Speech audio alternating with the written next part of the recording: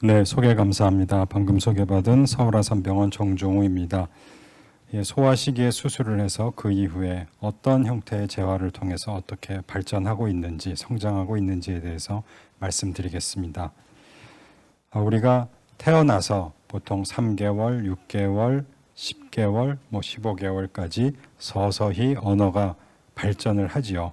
처음에는 소리에 반응하는 정도였다가 옹알이를 하고 또 이름을 부르면 반응을 하고 그 다음엔 자기가 스스로 혼자 얘기하면서 놀고 또 낯익은 사물을 가르치면서 이야기를 하는 이러한 발달 과정이 정상적인 언어 발달 과정이 되겠습니다.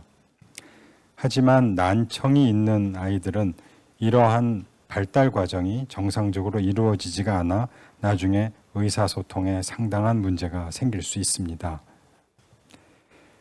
어렸을 때, 특히 태어나는 직후 또는 태어났을 때 생기는 난청의 빈도를 보시면 선천성 난청의 유병률이 일반적으로 양측성 고도 난청 신생아가 1000명당 1명에서 2명 정도 발생한다고 알려져 있습니다.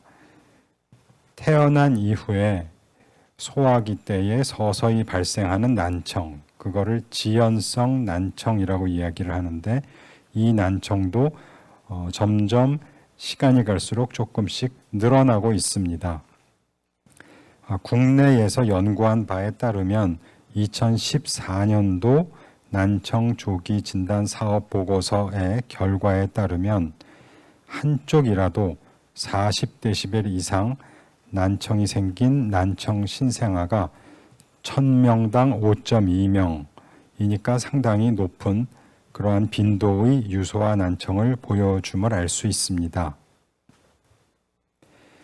이 유소아 난청이 생기면 그 후에는 우리가 귀를 통해서 뇌까지 연결되는 청각신경 전달로를 통해 소리가 전달이 되고 그렇게 해서 뇌까지의 청각신경 전달로가 완성이 되어야 하는데 소리가 들어오지 않으면 이 청각신경 전달로가 발달되지를 않습니다.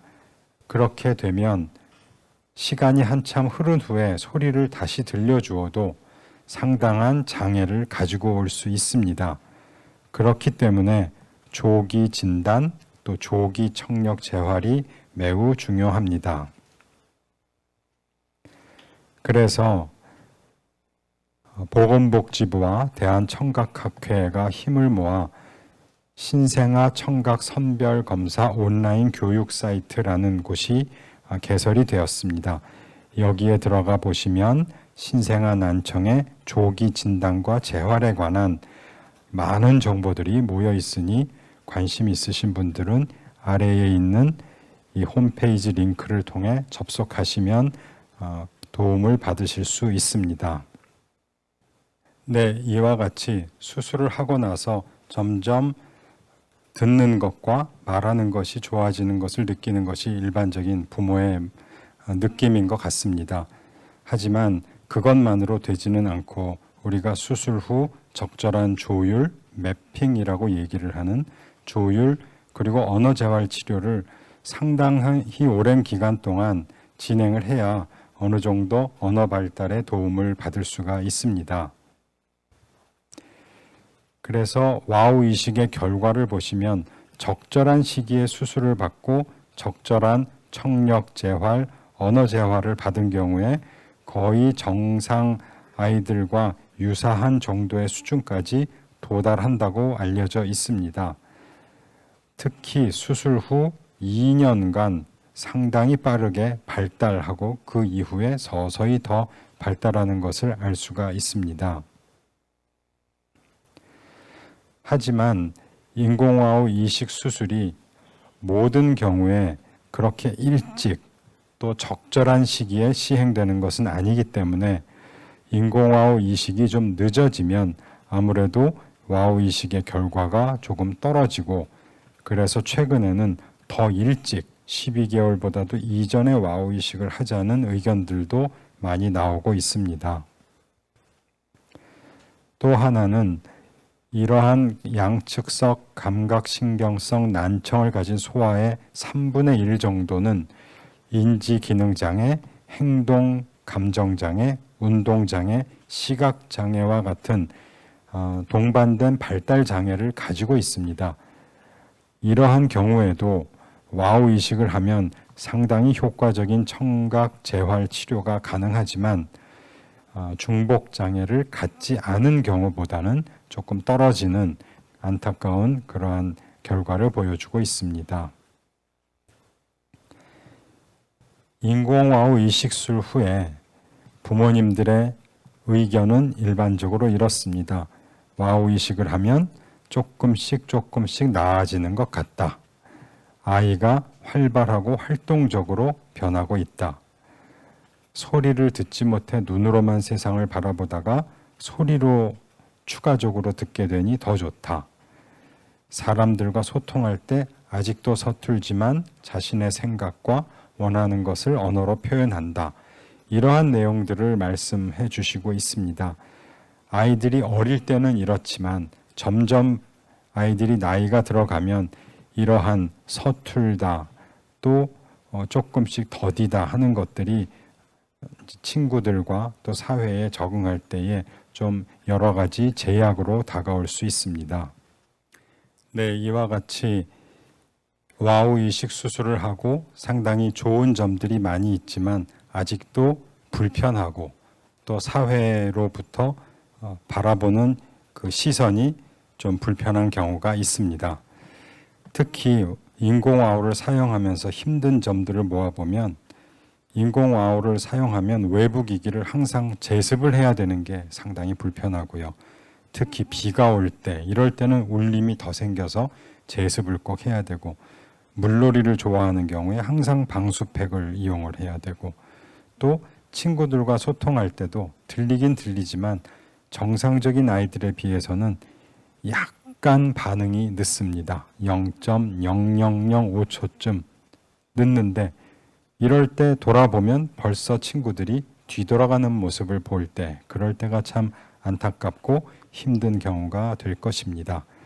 또 친구들과 게임도 하고 놀이터에서 함께 놀고 싶지만 조금씩 느리다 보니 어울리지 못하는 상황도 있고 또 와우 이식을 하고서 가끔은 재수술을 해야 되는 경우도 있습니다. 이 아이도 재수술을 한번 해서 참 이럴 때마다 조금 어려움이 생긴다라는 그러한 말씀이었습니다. 네, 이와 같이 와우를 통해서 좀 더 말을 하고 소리를 듣고 또 싸우기도 하고 하는 그런 생활을 하게 되는데요.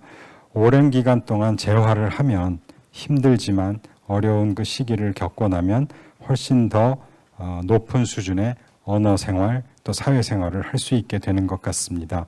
한 가지 동영상을 더 보겠습니다.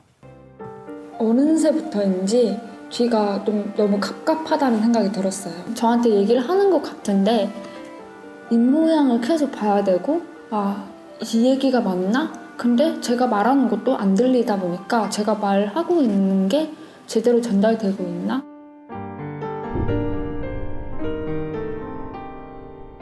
안 들렸다가 갑자기 들어오니까 저도 많이 당황했고 기계음 소리가 너무 시끄러운 거예요. 다시 서울가슴병원에 가가지고 언어 치료도 받고 맵핑 검사도 해보고 조금씩 조율하면서 빼고 싶어도 끝까지 찾던 것 같아요.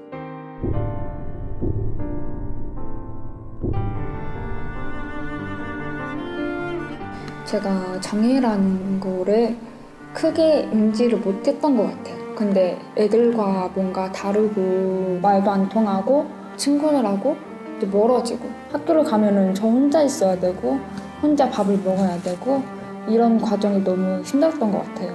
그러다가 우연히 하늘을 봤는데 무용학원이 있는 거예요. 초등학교 6학년 초에 저한테 무용을 배우러 왔거든요. 효과음들이나 그다음에 미세한 선율들을 정확하게 타지를 못했기 때문에 항상 음악을 들었고 본인이 직접 연주에 참여를 했고 악기 연습도 했고 이런 것들이 아마 오랜 시간 쌓여서 음악적인 부분을 극복한 것 같아요.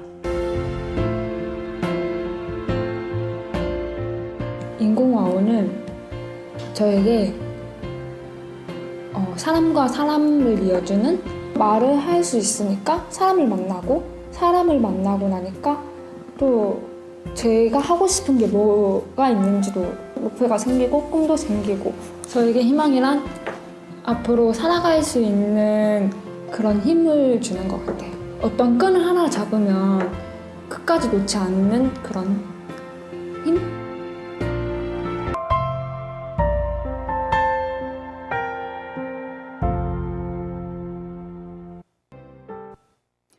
네, 이와 같이 와우 이식을 통해서 듣지 못하는 환아들이 듣는 생활, 또 의사소통을 제대로 할 수 있는 그런 생활로 되는 좋은 기기입니다. 이렇게 되기 위해서는 여러 의료진, 또 언어 재활을 시켜주시는 분들뿐 아니라 우리 사회 모두가 관심을 가지고 이들을 격려하고 재활하는 데에 도움을 주어야 될 것입니다. 이상 경청해 주셔서 감사합니다.